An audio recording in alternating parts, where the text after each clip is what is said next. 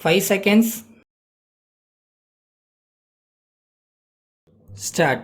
தலைவர் அவர்களே, இந்த கூட்டுறவு சங்க திருத்த மசோதாவை பொறுத்தவரையில் பல்வேறு கட்சிகளை சார்ந்த உறுப்பினர்கள் கருத்துக்களை விரிவாக எடுத்துச் சொன்னார்கள் என்றாலும் மசோதாவிற்கு அப்பாற்பட்ட சில விஷயங்களையும் எடுத்துரைத்தார்கள். இந்த மசோதா எந்த நோக்கத்திற்காக கொண்டுவரப்பட்டிருக்கிறது என்பதை முதலிலேயே நான் எடுத்து சொல்லியிருந்தாலும் மீண்டும் தெளிவாக சொல்லுவது தேவை என்று கருதுகிறேன். அரசு மற்றும் பல்வேறு நிறுவனங்களின் கீழ் பணிபுரியும் சிப்பந்திகள் கூட்டுறவு சங்கங்களை அமைத்து கொண்டு அவற்றிலிருந்து கடனுதவி பெறுகிறார்கள்.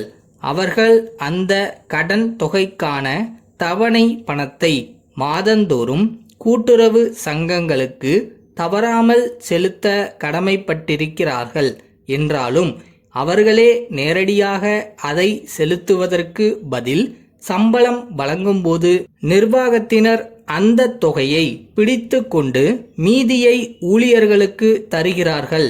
பிடித்து வைத்த பணத்தை நிர்வாகத்தினர் கூட்டுறவு சங்கத்திற்கு செலுத்தி விடுவது வழக்கம். இது வழக்கமாக இருக்கிறதே ஒழிய சட்டப்படி அதற்கு இதுவரை வழி செய்யப்படவில்லை. ஆகவேதான் ஊழியருடைய சம்மதத்தை எழுத்து மூலமாக பெற்றுக்கொண்டு இதனை சட்டபூர்வமாக ஆக்க வேண்டுமென்று இந்த திருத்த மசோதா கூறுகிறது. இப்படிப்பட்ட சட்டபூர்வமான அதிகாரம் கூட்டுறவு சங்கங்களுக்கு இல்லாத காரணத்தினால் கடன் பாக்கியை கட்டாயமாக சம்பளத்திலிருந்து வசூலிப்பதில் சிக்கல்கள் ஏற்பட்டு கூட்டுறவு சங்கங்கள் பயனுள்ள வகையில் செயல்பட முடியவில்லை. மேலும் எண்ணிக்கையில் உறுப்பினர்களை சேர்த்து கொள்வதிலும் தடைகள் இருந்து வருகின்றன. இந்த நிலை நம் மாநிலத்தில்தான் இருக்கிறது.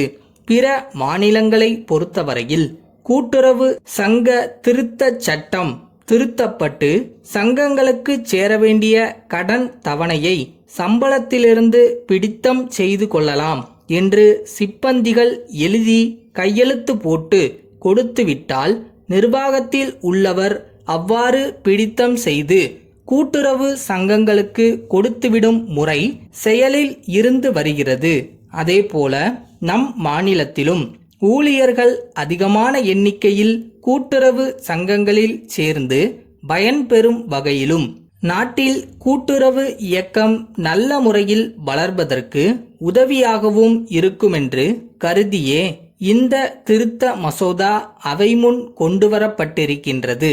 சேலம் தொகுதியை சார்ந்த உறுப்பினர் சொன்னது போல் இன்றுள்ள கூட்டுறவு சங்க விதிகளின்படியே எந்த ஒரு தொழிலாளியின் அடிப்படை சம்பளத்திலிருந்து 50% மேல் வசூல் செய்ய முடியாதபடி வகை செய்யப்பட்டிருக்கிறது என்பதை இந்த நேரத்தில் உறுப்பினர்களுக்கு தெரிவித்துக் கொள்ள விரும்புகிறேன்.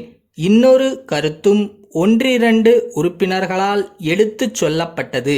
அதாவது நிர்வாகத்தில் இருப்பவர்கள் ஊழியர் சம்பளத்திலிருந்து தவணை பணத்தை வசூலித்து கூட்டுறவு சங்கங்களுக்கு கொடுக்காவிட்டால் அப்படிப்பட்டவர்களுக்கு தண்டனை கொடுக்க என்ன வழி இருக்கிறது? நிர்வாகத்திடமிருந்து தொகையை வசூல் செய்ய என்ன வழி இருக்கிறது என்று கேட்கப்பட்டது. இதற்கு கூட்டுறவு சங்க சட்டத்தின் 10வது பிரிவில் வகை செய்யப்பட்டிருக்கிறது.